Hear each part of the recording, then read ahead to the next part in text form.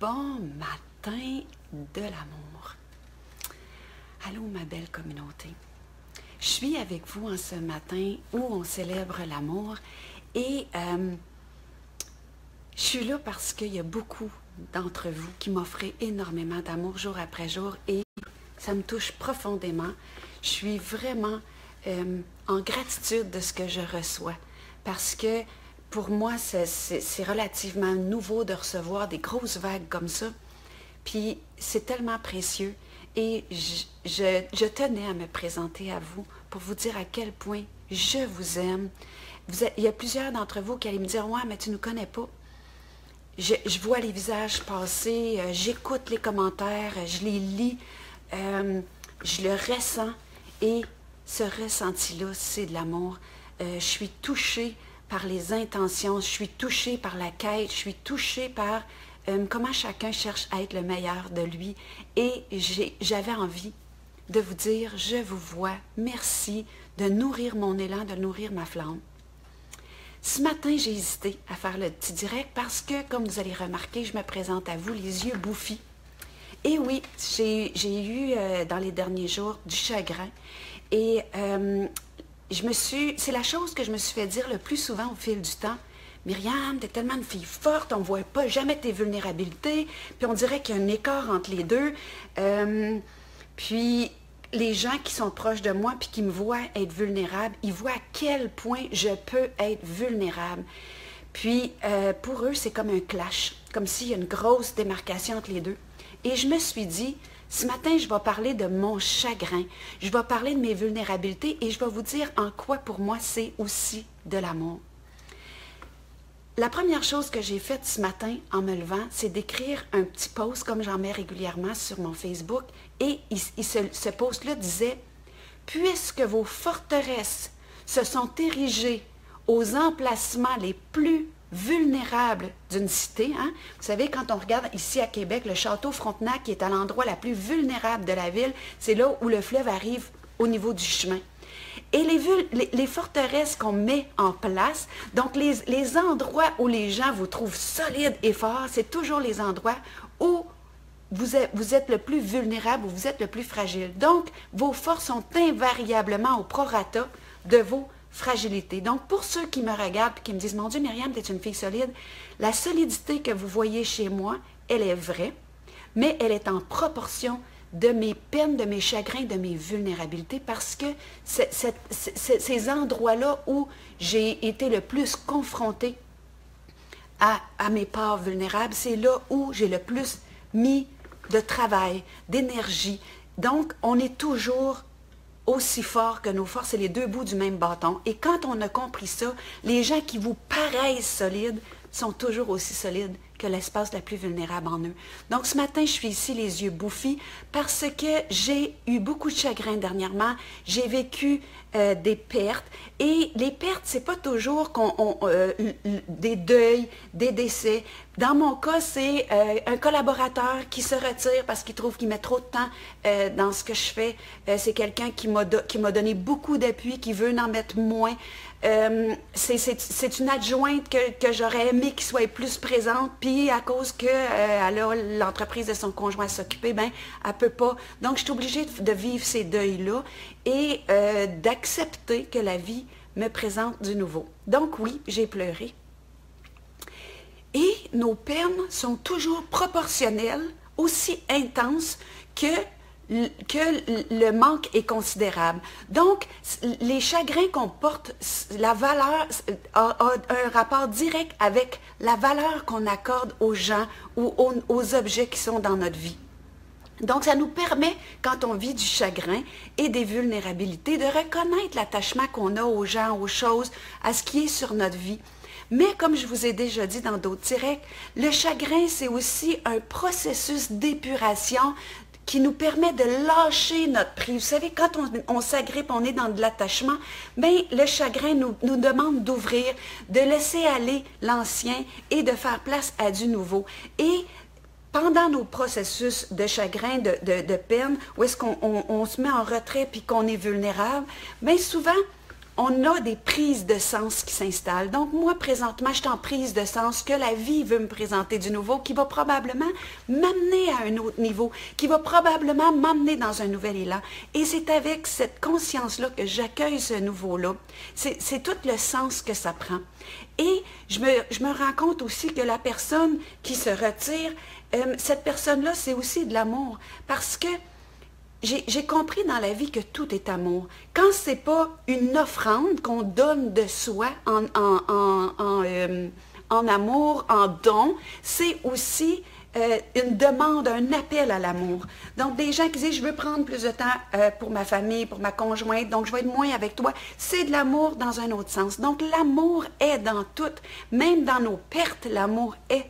Donc, il faut comprendre ça et se laisser aller à la vulnérabilité des appels à l'amour qu'on reçoit, tout comme les dons qu'on a d'amour. Et en cette fête de l'amour, moi, ce qui me touche le plus, c'est la réception des gens à l'endroit de mon offrande d'amour. Et vous savez, les êtres humains, on a un seul besoin. Qu'on l'avoue ou non, on a un seul besoin. Derrière tous les besoins, si on le réduit à sa plus simple expression, on a le besoin d'être vu, d'être validé. Et pourquoi on a ce besoin-là? Moi, je me souviens, quand j'étais enfant, j'avais quelqu'un de mon entourage proche qui me disait tout le temps, « Toi, Myriam, tu veux tout le temps de l'attention. » Puis je me souviens que comme enfant, j'étais blessée de ça. Puis aujourd'hui, quand cette personne-là m'envoie les mêmes signaux que quand j'étais jeune, je ne réponds pas, mais si j'avais à lui répondre, je lui dirais absolument que je veux de l'attention et je veux toute ton attention. Pourquoi? Parce que ce qu'on est, c'est notre couleur, c'est notre contribution à l'univers, c'est notre apport. Et notre apport est inutile s'il n'y a personne pour la recevoir.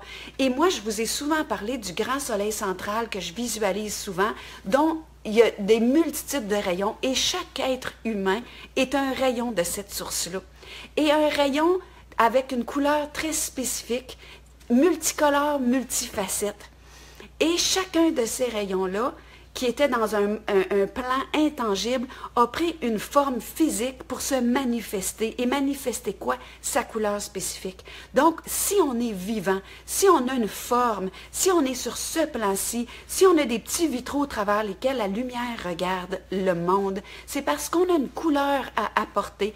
Et cette couleur-là, cet apport-là qu'on a, s'il n'y a personne pour la recevoir, on vit du chagrin. On sent comme si on est en manque de quoi? De vitalité. On est en manque de notre rayon source. On est en manque de la raison pour laquelle on est ici, notre apport. Puis l'apport, ben, il passe par être vu, par être entendu. Vous savez, les gens qui font des galettes, s'il n'y a personne qui mange leurs galettes, ils ne feront plus de galettes. Le médecin qui soigne, le médecin ou l'infirmière qui soigne, s'il n'y a personne pour être soigné, ils ne pourront pas donner leur don de prendre soin. Moi, mon apport est de partager mes réflexions, est de partager ce que je porte dans mes profondeurs, tous mes chemins d'émergence, qu'est-ce qui m'a fait du bien, qu'est-ce qui m'a permis de passer d'une position de complète victime à un être de plus en plus libéré. Mais s'il n'y a personne pour recevoir ça, mon don, mon apport, ne trouvera pas de résonance. Donc oui, on a besoin d'être vu, on a besoin d'attention, puis on a besoin d'être pris soin, puis d'être reçu. Donc c'était un tout petit pause que je voulais faire aujourd'hui au sujet de l'amour qui, pour moi, veut dire « je te vois dans ta différence, je te vois dans ta couleur, je te vois dans l'apport que toi, vers où tes élans te mènent, vers où ta contribution, vers où ce qui est naturel, ce qui coule de source en toi, t'amène à offrir. Et moi, quand les gens m'écrivent, quand ils me disent qu'est-ce qu'ils portent, quels sont leurs élans, vers quoi ils veulent aller, ça m'émeut profondément. Et vous savez, j'ai beaucoup regardé la nature pour développer cette façon de voir l'amour-là, puis je me suis rendu compte que quand je regarde un coucher de soleil, puis je fais « wow », c'est que la couleur, ce que je vois devant moi, c'est quelque chose que je ne porte pas. Et quand je le vois et que je fusionne avec, c'est là où je suis dans des grandes émotions d'ouverture et de fusion avec le tout. C'est là où je laisse la place à ce que je ne porte pas, d'intégrer ce que je suis. Quand je mange un cornet de crème glacée en plein été, puis que je fais c'est bon. C'est que ce goût-là, je ne le porte pas. Et l'apport de cette différence-là me fait faire « wow », me fait m'émerveiller devant la différence. Et quand je rencontre un être humain qui me fait « wow », que ce soit un amoureux, que ce soit un collaborateur, que ce soit une personne qui m'offre ses fragilités ou ses forces, la différence me fait faire « wow ». Et c'est l'ouverture à la différence qui nous permet de faire « wow ». L'émotion de « wow », c'est l'émotion de reconnaissance qui ont les plus grandes vibrations. Pourquoi? Parce que notre corps s'ouvre, ça laisse place à laisser entrer du nouveau en nous, de laisser entrer la différence, de laisser entrer toutes les couleurs de cet arc-en-ciel multifacette que la source a choisi pour offrir sa luminosité à toutes les couleurs. Et pour moi, l'amour qu'on fête, c'est, oui, l'amour humain, charnel, puis même dans la sexualité, c'est la différence de l'autre qu'on laisse entrer en soi, puis dans laquelle on fusionne l'espace d'un instant pour faire « wow ». Et ça, là, c'est pas banal, c'est pas superficiel, il n'y a rien de plus profond, il n'y a rien de plus beau que toutes ces « wow » qu'on porte. Et pour moi, les gens qui ont apporté du wow, qui ont apporté une contribution dans ma vie, pour moi, les gens qui ont fait de moi un être un peu plus de quelque chose, c'est une contribution que je nomme amour et qui a une place en moi pour l'éternité. Que la personne soit là ou qu'elle soit plus là, la contribution qu'elle a eue à la complexification de mon être, qu'on pourrait appeler de la sagesse, hein, parce que la complexification de l'être, c'est ce qui nous amène de la sagesse, mais pour moi, c'est ce que je porte dans mon cœur.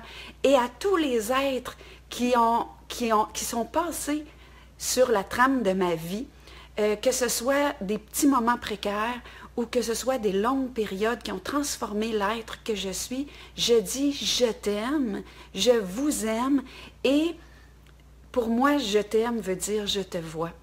Donc ce matin, je veux vous dire à chacun de ceux qui me regardent, à chacun de ceux qui partageront, à chacun de ceux qui recevront ce partage, j'aimerais que votre cœur reçoive « je t'aime ». Et il y a des gens qui ont une capacité de recevoir qui est grande comme l'océan, puis il y a d'autres gens que la plénitude de leur capacité de réception, c'est un petit dé. Et si mon je t'aime est plus grand que votre capacité de recevoir, moi je demande à l'univers que le trop-plein de ce je t'aime que je porte puisse aller de par l'univers, consoler les êtres qui se sentent seuls et qui ne sentent pas de réception, qui sentent pas qu'on les voit. Parce que nos chagrins d'amour sont toujours des demandes d'être vus, d'être entendus, d'être reçus. Je vous aime tous et chacun pour votre différence, pour votre rapport. Et je veux vous dire, en fin de semaine, je vais être au salon de Laval. Il y a un gros salon à Laval, au Château Royal. Et ceux qui ont envie que je les regarde dans les yeux et que je leur fasse un gros câlin d'amour en vous disant « je t'aime », je vais être là pour vous présenter le super beau livre que j'ai fait avec tout mon amour et dans lequel je parle de tous ces grands sujets que vous m'entendez parler régulièrement. Le livre « S'accompagner soi-même en pleine conscience ». Comment est-ce que je peux m'aimer un peu plus jour après jour en étant pleinement conscient? Donc, je vous embrasse en cette belle journée de l'amour et je vous dis à bientôt.